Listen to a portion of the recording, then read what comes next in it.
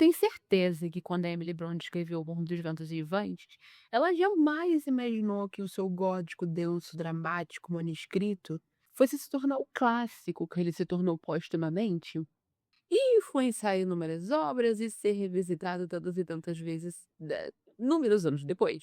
Mas ela tinha uma intenção óbvia quando ela escreveu esse livro, que não era a mesma intenção que Emerald Fennell tinha quando o adaptou para a sua última versão no cinema.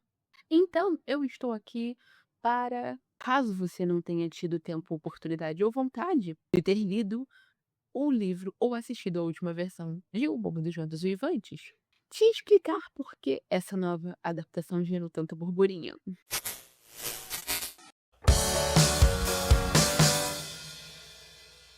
Olá, eu sou a Kai, se essa é a sua primeira vez aqui, seja muito bem-vindo, e se você não estiver retornando, seja muito bem-vindo de volta. Esse vídeo não é patrocinado, então a sua inscrição, o seu like, o seu hype, o seu compartilhamento me ajuda muito a continuar produzindo os vídeos aqui.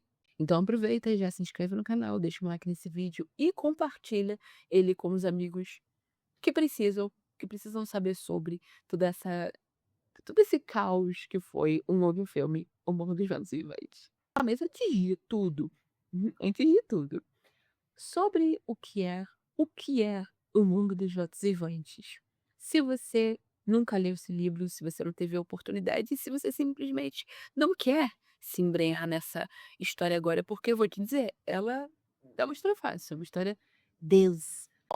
O Morro dos Ventos Vivantes, esse longo nome, é uma obra gótica, um romance gótico escrito por Emily Bront, publicado em 1847, então há bastante tempo. E esse livro, ele não é um romance romântico, tá? Ele fala sobre classes sociais, ele fala sobre trauma generacional, ele fala sobre racismo e, simplificando muito, muito, muito o plot dele, ele fala sobre duas famílias se tornando uma de uma maneira absurdamente trágica.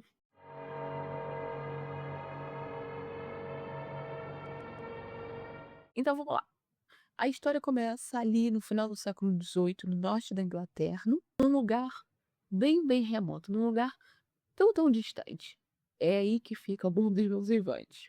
Tão remoto, mas tão remoto, que duas famílias que tinham propriedades vizinhas, elas não se encontravam, tipo, basicamente nunca, de tão longe que as residências ficavam uma da outra.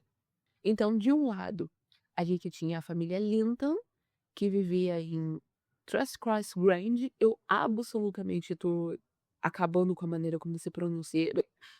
Gente, lugares ali na Inglaterra têm nomes absurdos, impossíveis de se pronunciar. Então, assim, vamos ter um pouco de piedade. Mas essa família, ela tinha ali um casal e seus dois filhos, Isabella e Edgar, que eram, entre ali as duas famílias, mais refinados, um pouquinho mais abastados, vamos dizer assim. Eles eram pessoas mais preocupadas com a etiqueta social e tal. Do outro lado, no Morro dos Ventos Vivantes, ou Wuthering Heights, nós temos a família Earnshaw, que é a família a qual a história é centralizada. Então, os Earnshaw também eram uma família de 4 membros, 2 pais e um casal de filhos, Hindley e Catherine. A diferença é de que o Hindley, ele era significativamente mais velho que os demais. Se não me engano, ele era, acho que 8 anos mais velho, 7, 8 anos mais velho que os outros. O Edgar, a Isabel e a Catherine tinham todos ali mais ou menos a mesma idade, tipo, 1 ano, meses de diferença. Então, quando a Catherine tinha ali por volta de 6 anos, o Hindley por volta de 14, a vida deles mudou para sempre, porque o pai precisou fazer uma longa viagem de negócios para Londres e, quando ele voltou, ele trouxe um garotinho com uma idade muito similar à da Catherine, apesar da gente nunca saber exatamente a idade. Claramente órfão, claramente sujo, claramente mal cuidado. E contra a vontade de todos, porque ninguém na família, nem os empregados dele queriam que ele deixasse esse menino ali na casa, ele adotou essa criança e ele batizou esse menininho de Heathcliff, que é o nome de um bebê que ele e a esposa haviam perdido agora, o filho deles que tinha morrido. Então, assim, ah, ele meio que substituiu, vamos dizer assim, o buraco do luto por esse filho que ele perdeu com esse garotinho que ele encontrou na rua. Eis aí a oportunidade de sanar essa dor. E ninguém ali da casa gostava da ideia de ter que dividir espaços com o Heathcliff, mas conforme o tempo foi passando, a Catherine ela foi se amaciando à personalidade dele, principalmente porque os dois eles tinham ali uma faixa etária muito próxima. Eles foram se tornando amigos, crescendo juntos e se tornaram muito, muito unidos mesmo. Então, a mãe e o Hindley, que é o irmão mais velho, nunca aceitaram a existência do Heathcliff na casa, nunca aceitaram ele como parte da família, nunca aceitaram ele como um ser humano, vamos dizer assim, e eles não eram sutis a respeito, tá? Eles o odiavam descaradamente, eles praticavam muito bullying contra o Heathcliff, muitas agressões, muita tortura contra ele. No entanto, eles nunca conseguiam chegar ao máximo da violência ou se livrar do Heathcliff de uma vez porque o pai o protegia.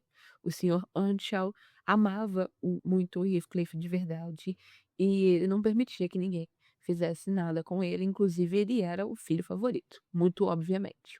Então, muito principalmente depois que a mãe acaba morrendo, o Hindley ele acaba se ressentindo muito mais ainda da insistência, perdão, do Heathcliff, porque ele via o óbvio favoritismo que o pai dele tinha com esse menino adotivo que na cabeça dele nem parente dele era. E ele também não enxergava o Heathcliff como um igual, sabe? Como um outro ser humano merecedor dos mesmos direitos, ele não enxergava o Heathcliff assim. Você me pergunta por quê? Simplesmente porque ele era um menino órfão que foi adotado? Porque ele era um menino órfão que foi adotado, porque ele muito provavelmente era de uma classe social muito inferior e porque ele não era branco.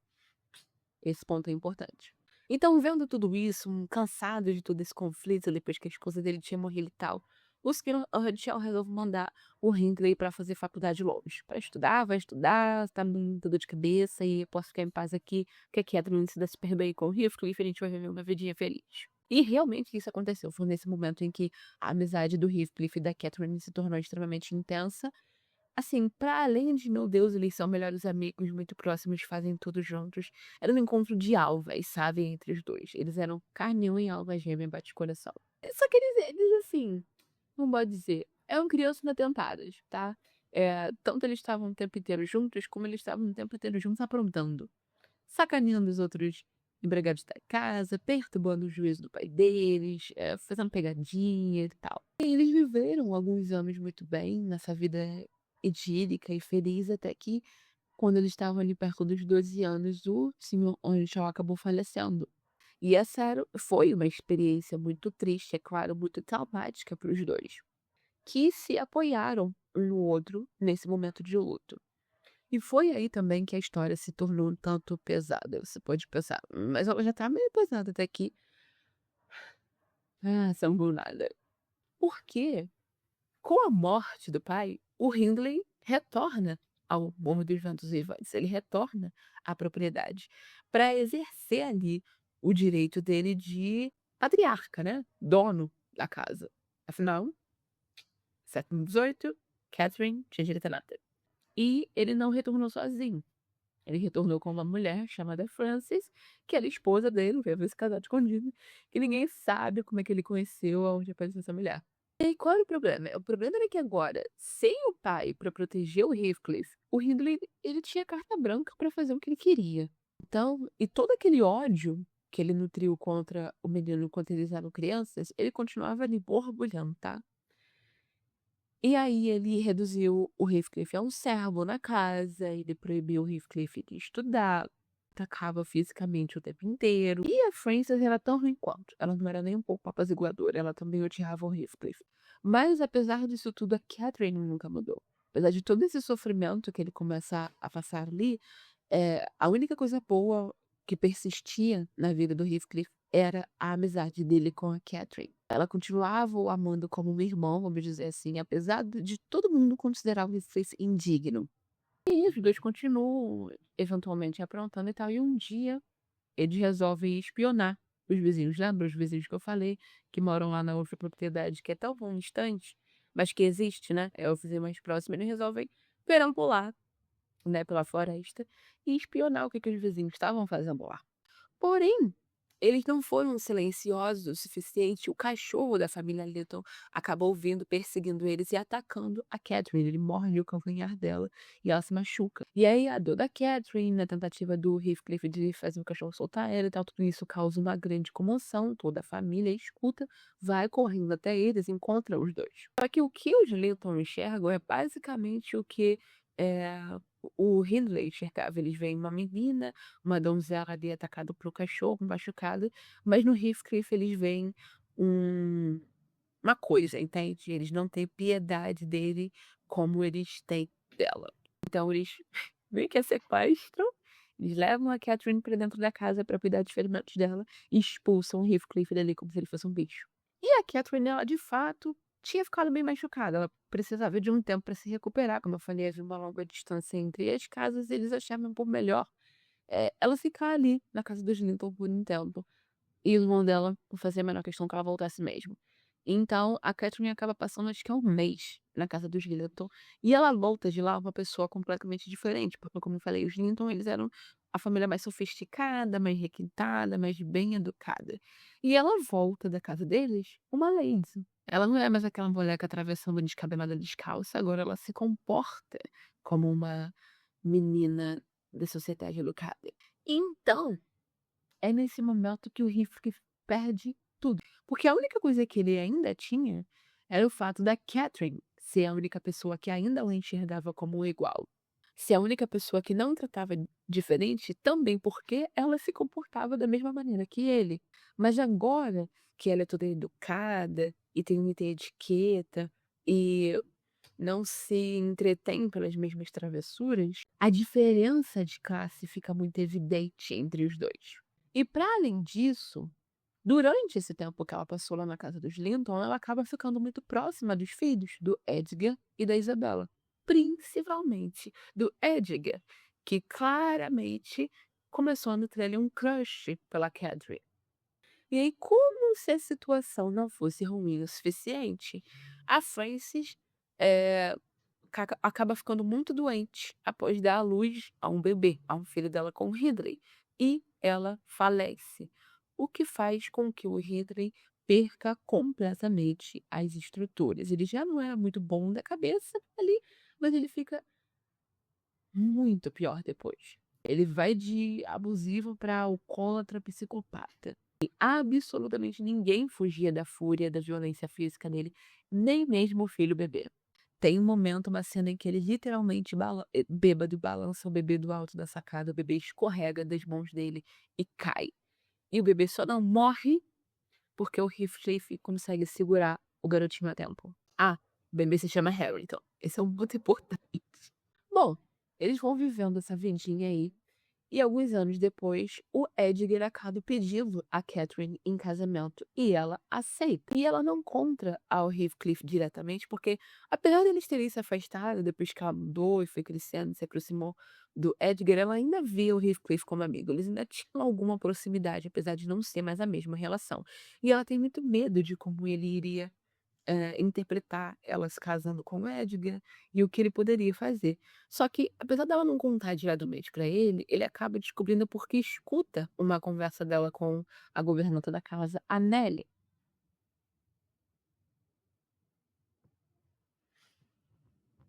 E assim, a Catherine, ela tinha um ponto em estar com medo de contar pro Heathcliff que ela ia se casar com outro cara, porque a essa altura eles já eram mais adolescentes, já tinham entrado ali na idade sexual, e era muito evidente que existia uma química ali entre os dois. Já não era mais uma coisa de amor de irmão, sabe? Era muito óbvio pra todo mundo, inclusive isso era usado pra torturar ele e tal, que o Heathcliff era apaixonado pela Catherine. Aí um grande problema é que, quando ele escuta a Catherine contar pra Nelly que ela aceitou o pedido de casamento do Edgar e por que que ela se casaria com ele também escuta ela dizer que ela jamais poderia se casar com Heathcliff porque isso degradaria o status social dela. Isso, obviamente, quebra o coração dele e ele some. Ele simplesmente vai embora, desaparece. Ele foge no meio da noite sem falar com ninguém, ele nunca mais é visto. O que ele acaba não ouvindo da conversa, porque depois dela falar isso ele sai correndo, é como, apesar da Catherine acreditar isso, apesar dela acreditar que se casar com o Heathcliff degradaria o status social dela, ela também diz que é do quanto ela ama o Heathcliff. O Couto, na verdade, ela tem um amor muito forte, muito avassalador por ele. E que ela o ama tanto que ela entende que se casar com o Edgar, perdão, é a oportunidade de também cuidar dele. Porque vai proporcionar a ela um status social melhor, uma oportunidade financeira de proporcionar uma vida melhor para ele, porque ali onde ela tá, ela não consegue fazer nada, ela não tem poder nenhum. Mas se ela se casar com o Edgar, existe a possibilidade dela conseguir tirar ele dali, tirar ele da tortura do irmão dela. E a Catherine, ela realmente amava, se importava com o Heathcliff de verdade, tanto que quando ela descobre que ele desapareceu, ela procura por ele a noite inteira na floresta durante uma tempestade, o que acaba deixando ela muito doente. Lembre-se você que nessa época, um resfriado é letal, meu amor. Não existia Pracon, não existia gripe. Ela acaba não morrendo, ela acaba ali com a força da sua juventude, conseguindo lutar bravamente contra a doença, mas ela acaba passando a doença para os pais do Edgar, que morre. O grande problema nesse livro é sede de vingança e resfriado. Acaba com a vida de todo mundo. Time Jump. 3 anos depois, Catherine tem 18 anos agora, tá casada com o Edgar. De repente, Heathcliff aparece na porta da casa dela. Lembre-se, ela tá morando lá em Transcribes Grave. Esqueci o nome do lugar. Transcribes? Pera. Não, eu vou descobrir. Transcribes Grange. Bom, tá morando lá, na casa da família Linton, agora é uma Linton. E o Heathcliff aparece na porta da casa dela. Rico, rico, rico, rico. Ninguém sabe onde é que ele tava, como ele conseguiu esse dinheiro, o que aconteceu. Mas ele voltou com 2 coisas: dinheiro, sede de vingança. E lembra, o Edgar nunca tratou o Heathcliff bem. E não só isso, como ele casou com a menina que o Heathcliff gostava. Então ele tá com um ódio mortal do Edgar. E aí, em retaliação, ele começa a paquerar a Isabela, a irmã mais nova do Edgar. E ele convence ela de que tá apaixonado, eles se fogem. Eles fogem e se casam, escondido. E aí você me pergunta, ele tinha pelo menos algum carinho, uma atração que fosse pela Isabela? Não. Ele não tinha, ele só estava determinado a fazer com que todo mundo que tivesse tido pelo menos um leve toque, né, na vida de merda que ele viveu, em tudo de ruim que ele passou, em fazer todas as pessoas sofrerem mesmo. Na verdade, ele não queria só que as pessoas sofressem, ele queria que elas perdessem tudo, ele queria torná-las miseráveis. Foi com esse objetivo que ele contou. E a Catherine, que a essa altura estava grávida, fica tão devastada pela situação dele fugir com a Isabela, casar com ela e tal, que ela acaba ficando doente. Ela se recusa a comer e fica à beira da morte, praticamente. Tipo, imagina, você grávida já é uma situação, né, meio difícil pro corpo, você não comendo nada, ela ficou de cama. E aí, numa noite, que coincidentemente é a noite antes dela acabar dando à luz ao bebê, o Heathcliff fica escondido no quarto dela. Os dois discutem, jogam várias verdades um na cara do outro, se magoam bastante, mas também acabam conversando, se declarando, se perdoando, trocam um intenso beijo de amor e paixão. Um único beijo. E o Heathcliff vai embora. E aí, logo depois, que foi muito intenso, a Catherine, ela entra em trabalho de parto e ela dá à luz a uma menina que ela também batiza de Catherine. E aí, pra ficar mais fácil da gente desvencilhar uma da outra, eu vou chamar a filha de Cat, tá? E vou persistir chamando Catherine de Catherine. Logo após que ela dá à luz a Cat, bebê Cat, ela morre. Afinal, lembra, ela estava muito fraca e doente, um parto, né? É um trauma no corpo, ela acaba não resistindo. E aí, mais uma vez, eu digo, se você está considerando a história triste e pesada até aqui, a gente está na metade. Está na metade do livro ainda, bebê. A única coisa que o Heathcliff gostava ainda no mundo, o único lado bom dele é que ele ainda nutria amor verdadeiro, apesar de obsessivo, pela Catherine. Então, a morte dela o devasta. Ele simplesmente tilta às vezes. E ele se torna ainda pior, ainda mais abusivo com todas as pessoas ao redor dele. Porque ele já estava sendo um maníaco até ali. Enquanto isso, né, durante todo esse tempo, o Hindley, além de se tornar alcoólatra e um doido, ele também tinha desenvolvido um vício em apostas. Então, o que o Heathcliff faz? Ele se aproveita disso. Ele passa a perna no Hindley e, no fim, o Hindley ele acaba morrendo, afundado em dívidas. E quando isso acontece, o Heathcliff toma posse da casa, né? Do Morro dos Ventos Vivantes, de toda a propriedade. Se torna dele. Voltando a Isabela, lembra de como Heathcliff enganou Isabela para se casar com ele, só de pinima porque o Edgar se casou com a Catherine. Ele nunca gostou dela. Hum. E ela vivia uma vida miserável ao lado dele. Presa ali na casa do Morro dos Ventos Vivantes, entre o fogo cruzado do Ridley e do Heathcliff, a vida dela era o inferno. Então, ela acabou fugindo para Londres, mas lá ela acabou dando à luz a um filho, que apesar de muitas vozes de nutrirem grande rancor, todas as pessoas também são extremamente férteis. E ela tinha, assim, engravidado do Heathcliff, marido dela. E ela deu à luz a um bebê lá. Ela batiza esse bebê de Linton Heathcliff. Linton, o sobrenome de solteira dela, Heathcliff, o nome do marido. Por quê? Porque se existe uma coisa que Colin Hoover e Emily Bronte têm em comum, é a ousadia de escolher nomes mais absurdos possíveis para os seus personagens. Pois bem, Isabela acaba falecendo depois que ela dá ali a luz ao bebê, que é o fim, né, do arco dela na história, obviamente. Então, Linton, lembra Linton, filho do Heathcliff, é enviado para o Morro dos Ventos Vivantes para morar com o pai, coitado. Então, recapitulando, porque eu não sei você, mas eu com certeza estaria perdida nessa altura. As únicas pessoas vivas até agora são Heathcliff, quase me sai, Edgar e as crianças, Cat, Harrington, que é o filho do Hindley, e o Linton, filho do Heathcliff. Bom, como o Hindley morreu, ele não tinha mais um Hindley para atacar, então o Heathcliff acaba investindo toda a tortura dele no filho do Hindley, do Harrington. E ele faz com o Harrington as mesmas coisas que o Hindley fez com ele. Ele torna o Harrington um servo, ele proíbe o Harrington de estudar, ele trata ele igual um bicho, ele o ataca fisicamente, verbalmente, psicologicamente e tal. Porque tendo passado por uma infância e adolescência horrível, ele não sentiu um pingo de pena nas outras pessoas. Pelo contrário, ele quer que todo mundo passe pela mesma coisa que ele passou. Então ele passa aí o trauma dele para a geração seguinte. Lembre você que o Harrington ele nunca teve uma vida fácil e feliz, porque o pai também torturava, abusava psicologicamente e fisicamente dele. Então, né? Cabecinha do Harrington, coitado. Mas, durante esse tempo, a Cat, a filha da Catherine, vivia sua vida pacata e tranquila lá na casa da família Linton, porque o pai dela não deixava ela se aproximar do Morro dos Ventos Vivantes de maneira alguma. Ele não queria que ela se envolvesse com esse tipo de gente, até mesmo porque ele sabia o que ia acontecer com essa menina. Até que um dia, quando ela estava ali perambulando por entre as propriedades, afinal, filha de sua mãe, Cat, aos seus 13 anos, acaba se deparando ali na fronteira entre as propriedades, topando com a galera. E ela conhece todo mundo. Ela conhece o Harrington, ela conhece o Linton, ela conhece o Heathcliff, ela conhece a Nelly, por aí vai. Minto. A Nelly, acho que a essa altura, estava trabalhando na casa da família Linton. E aí, o desgramado Heathcliff tem a brilhante ideia. Por que não juntar meu filho, Linton, com a filha da Catherine, a Cat? Porque lembra? O Heathcliff, ele tinha uma meta de destruição total de todas as pessoas que tiveram alguma parte no sofrimento dele. E ele ainda não tinha destruído a vida do Edgar. Assim, completamente, né? E se a Cat se tornasse sua nora, ele ia poder botar as mãos dele no dinheiro dela, na herança dela.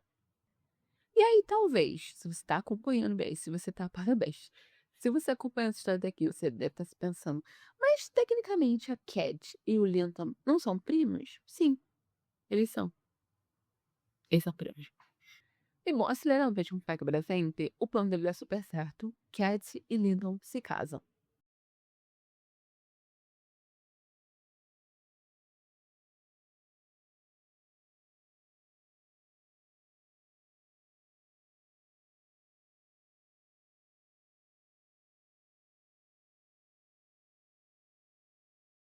E como a tragédia assola essas duas famílias, como se fosse a maldição dos Kennedy, o Edgar morre logo depois.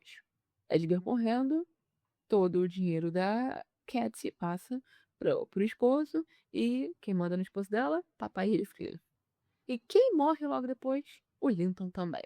Catherine fica jovem, muito jovem, órfã e viúva.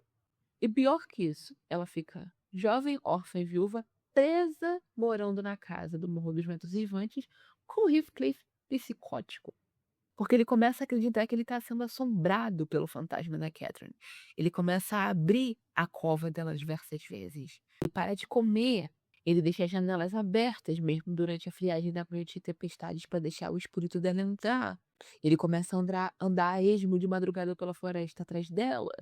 E com o tempo ele vai se recusando cada vez mais a interagir com as pessoas. Até mesmo para perpetuar a vingança dele contra o Hamilton, contra o filho do Hindley. E, eventualmente, ele acaba morrendo sozinho no quarto com um sorriso no rosto. E ele é enterrado ao lado da Catherine, tendo assim um seu descanso final, ao lado do amor ou grande obsessão da vida dele, como ele queria, passando a eternidade ao lado dela. Bom, conforme o Heathcliff foi ficando mais e mais senil, vamos dizer assim, ele foi prestando menos e menos atenção ao Hamilton e à Cat. Aí eles foram passando mais e mais tempo juntos e formando um laço, né? Muito também um trauma bond por todo o sofrimento que eles estavam passando nas mãos do Heathcliff. Muito como aconteceu com a Catherine e com o Heathcliff, durante um tempo, a Cat viu o Hamilton como abaixo dela, afinal ele não teve educação, ele foi criado como um servo, ele agia como um bicho, blá blá blá. Mas depois de um tempo ela acaba, né, quebrando essa casca dela, sendo um pouco mais humilde. Eles interagem mais juntos, acabam formando uma amizade, se apaixonam e ficam juntos. Eles se casam e com a morte do Heathcliff, eles acabam tomando o patrimônio. Afinal, eles tinham direito ali às duas propriedades.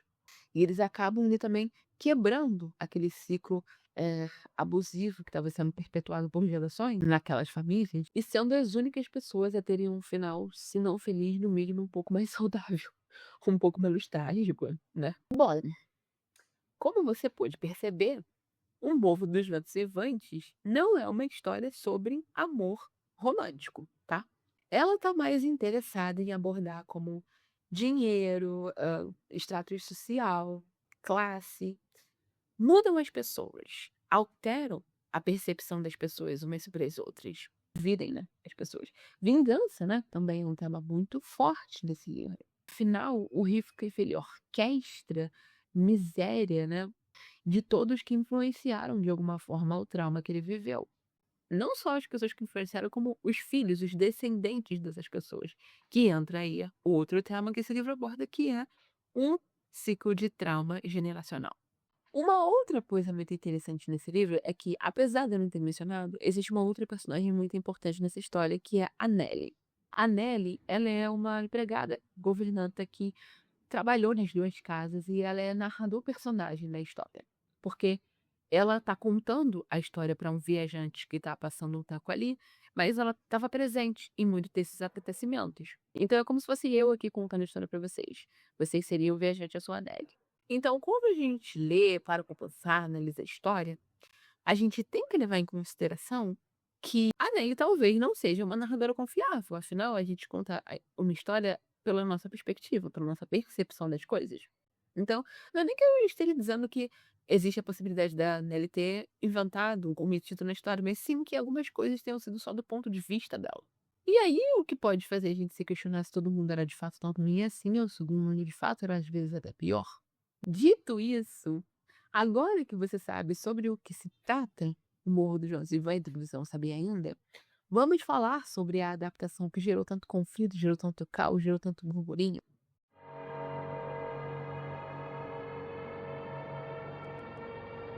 Mas antes, o que é adaptar uma obra assim e por que esse é um tópico tão sensível? Jorge Luiz Borges, um renomado escritor, poeta e ensaísta, que você muito provavelmente conhece pela frase "Sempre imaginei que o paraíso fosse uma espécie de biblioteca", argumentava que a ideia de uma tradução ser inferior ao trabalho original vinha de uma falsa noção de que a literatura é definitiva. Ele dizia que um bom tradutor deveria tratar a obra a ser traduzida como um escritor trata um rascunho. Ou seja, nessa visão, uma obra nunca é considerada pronta, porque sempre existe espaço para dar outro significado a ela através de uma adaptação.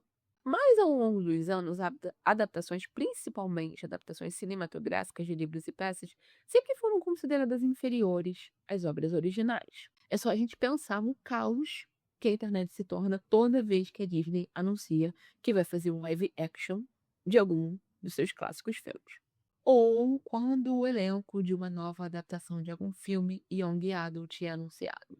Pra ser muito sincero, eu, por exemplo, foi uma grandíssima hater da escolha do Robert Pattinson para interpretar o Edward em Crepúsculo, o filme. Eu não achava que ele representava o Edward dos livros e eu não queria que ele representasse, inclusive. Porém, se eles têm esse problema, se as pessoas são tão contra, na maioria das vezes, as adaptações de livros, por exemplo, para o cinema, por que que continuam se fazendo tantas? Dinheiro. Dinheiro. Em primeiríssimo lugar, obviamente.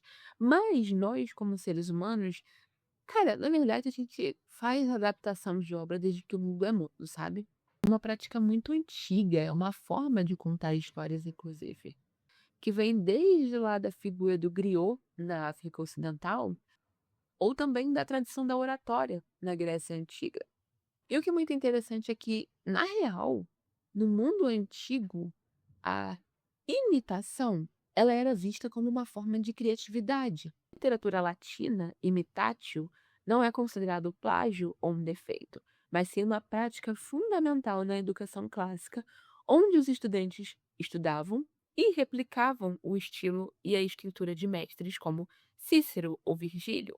Também é uma prática onde o autor ele se concentra em capturar o espírito ou o estilo de o texto, ao invés de uma tradução literal, palavra por palavra. E às vezes substituindo exemplos modernos por antigos. Portanto, seria mais lógico avaliar as adaptações não baseado a sua fidelidade ao texto original, mas na habilidade de transformar aquela obra em algo autônomo, né? Na sua interpretação dela. Até mesmo porque, qual é a importância de uma adaptação ser 100% precisa? Eu vou dar o exemplo de Little Women, né? Um livro Mulherzinhas e a adaptação cinematográfica da Greta Gerwig, de 2019, se não me engano. Desde a publicação desse livro, que é um clássico muito antigo, é um livro que foi publicado em 1868, tiveram várias adaptações, né, desse livro para o cinema, no teatro também. Mas a de 2019 é uma das mais aclamadas, é uma das mais comentadas até hoje. E ela é uma das mais vivenciadas criticamente também. No entanto, uma coisa curiosa é que ela não é 100% fiel à história original. O guarda-roupa, o vestuário dos personagens, por exemplo, ele é ambíguo, ele não remete exatamente ao período em que a história é contada e que o livro foi publicado, por exemplo. Um outro ponto é que nesse filme o plot ele não é apresentado de uma maneira linear. A linha do tempo ela vai pulando entre passado e presente, a infância e a vida adulta das personagens. Uma coisa que não acontece no livro. O final, principalmente, ele é uma coisa muito metaficcional, porque não fica claro se ela vai terminar com o professor ou se a protagonista do livro dela vai terminar com ele. E o legal é que essa ideia de fazer o final assim é uma alusão à história real do que aconteceu com a Louisa May Alcott quando ela estava tentando publicar Mulherzinhas, Little Women. Ela tinha um final diferente projetado para o livro, né?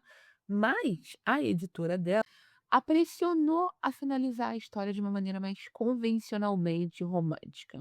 Então, o sucesso desse filme, não só de público e de crítica, mostra o que é possível quando os artistas não se prendem à estrutura ou estilo do material de pesquisa. Quando eles usam a obra original como uma inspiração, como um norte, e não fazem igual. Mas ainda assim, o nosso instinto natural é avaliar uma adaptação pela precisão dela com a obra original. Não adianta. Existe esse apelo ao interior, a gente deseja essa paixão porque nos traz conforto, nostálgico, é natural do ser humano, e eu entendo. Mas, para além disso, principalmente quando a gente está falando de uma adaptação de uma literatura clássica, tem aquela coisa de se assumir que não se dá para adaptar um livro clássico de qualquer jeito, porque tem que se ter um respeito à precisão do texto. Porque um livro clássico ele é considerado bom demais para você mexer, né? Quem é você para mexer nas palavras de Emily Bronte? Então, assim, em geral, essa adaptação da Emerald Fennell, ela é controversa porque o Morro dos Ventos Vivantes é mundialmente conhecido e amado. E aí todo mundo considera mudar a história uma injustiça ao trabalho da Emily Bront. E é muito complicado, porque quando a gente conhece o texto original, antes de assistir uma adaptação, o fantasma desse texto original, ele tá sempre ali à espreita na nossa mente. Enquanto que se você consome uma adaptação sem conhecer o material original, as chances de você gostar dela, de você apreciá-la pelo que ela é, são muito maiores. Mas, como explica Linda Huntington em A Teoria da Adaptação, assim como não existe tradução literal, afinal palavras têm significados diferentes dentro das suas próprias línguas, também não tem como existir uma adaptação literal. Pelo simples fato de que transformar uma obra literária num filme, ou seja, transformar um tipo de obra noutra, significa que é necessário se tomar liberdade criativa, pelo menos em alguma parte. Eu pessoalmente considero uma adaptação boa quando é possível perceber que quem está produzindo aquilo ali leu, sentou com o material original, permitiu que os sentimentos, que as reações daquela obra gerou nele ou nela, guiassem a sua criatividade na hora de contar essa história numa outra mídia, de uma outra forma. O próprio autor de Clube da Luta, o Chuck Palahniuk, disse que depois de assistir o filme, ele ficou até com vergonha do seu próprio livro, porque o filme acelerou o plot de maneira mais efetiva e fez conexões que ele nunca pensou em fazer. Hamlet, de Shakespeare, é uma das peças mais adaptadas da história. E ela é, pasme você, uma adaptação de uma lenda escandinava, é a história de Hamlet. Dito isso, adaptações também permitem que você subverta o texto, ou seja, vire a obra de cabeça para baixo. O que eu honestamente acho que é o que a Emerald Fennell estava tentando fazer com esse filme. Eu só não acho que ela conseguiu ser bem sucedida. O que nos leva a... Então, aonde ela errou?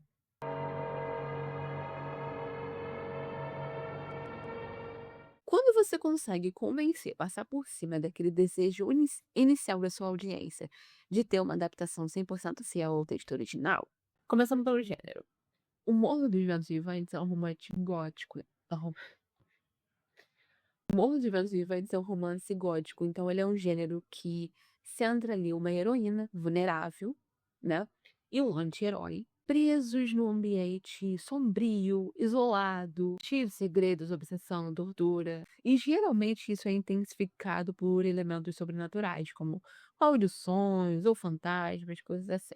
Como a gente tem o exemplo de Morro dos Ventos Vivantes, o fantasma da Catherine, que assombra o Heathcliff. Enquanto que a versão da Emerald Fennell, ela passa longe das limitações desse gênero. Ela se sustenta numa versão mais Young Adult, vamos dizer assim, de perversão. Com os personagens tendo comportamentos mais para 50 tons de cinza. O outro ponto é a atmosfera de O Morro dos Ventos Vivantes. A atmosfera complementa o gênero. A história se passa numa área desolada, de terras altas com solos ácidos e uma cobertura de plantas neosas, tipo a urze, que formam um tapete assim arbustivo, lisando e tal. Um ambiente sombrio, estranho, o que ajuda a enfatizar todos os tumultos e toda o trauma e a tragédia da história.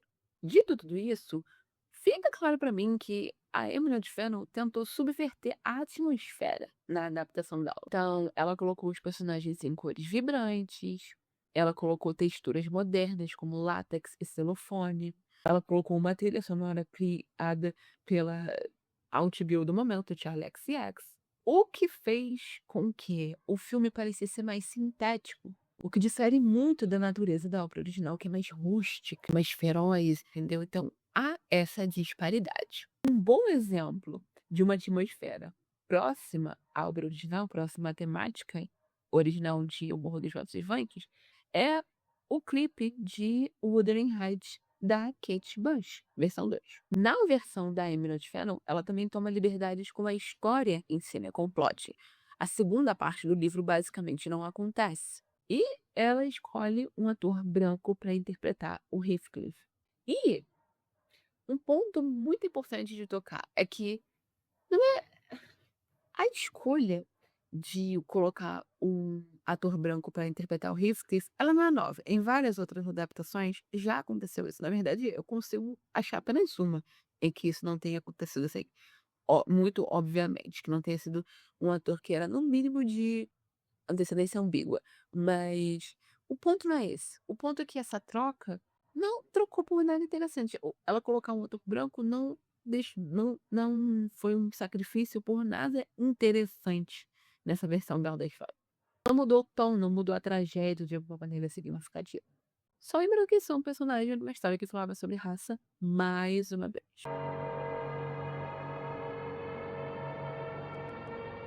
Ou seja, a adaptação da Emily Fennell, esse filme, ele não precisava ser 100% preciso à obra original para ser boa, tá? Mas precisava se comprometer com pelo menos alguma parte da história. Fosse o gênero, fosse a atmosfera, fosse o tema.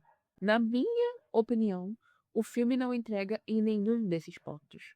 Em várias entrevistas durante a press tour desse filme, a Emerald Fennell disse que ela sempre foi uma fã ávida de O Morro dos Ventos Vivantes. E eu não tô aqui pra questionar se isso é verdade ou não. O meu ponto é que, assistindo o filme, eu não tive a sensação de que ela se envolveu com a obra original num nível profundo, sabe? Não senti que, como eu falei lá atrás, que ela foi guiada por um sentimento profundo que a obra gerou nela. E se esse filme fosse, na verdade, uma obra original com uma distante relação com o Buda dos Vivantes, tipo assim, com uma leve inspiração, talvez eu tivesse recebido diferente. Talvez eu pudesse considerá-lo muito bom. Mas não foi o caso. No fim do dia, eu acho ótimo que, independente de qualquer coisa, toda essa discussão fez com que mais pessoas fossem ler o livro, que tenha sido criado esse momento monocultural que gerou tanta curiosidade. E fez com que pessoas que talvez normalmente não iriam escolher esse livro acabassem escolhendo por curiosidade. Eu, por exemplo, só cheguei até esse livro pela primeira vez porque é um livro que a Bella lê do Crepúsculo, tal como muitas meninas da minha idade fizeram.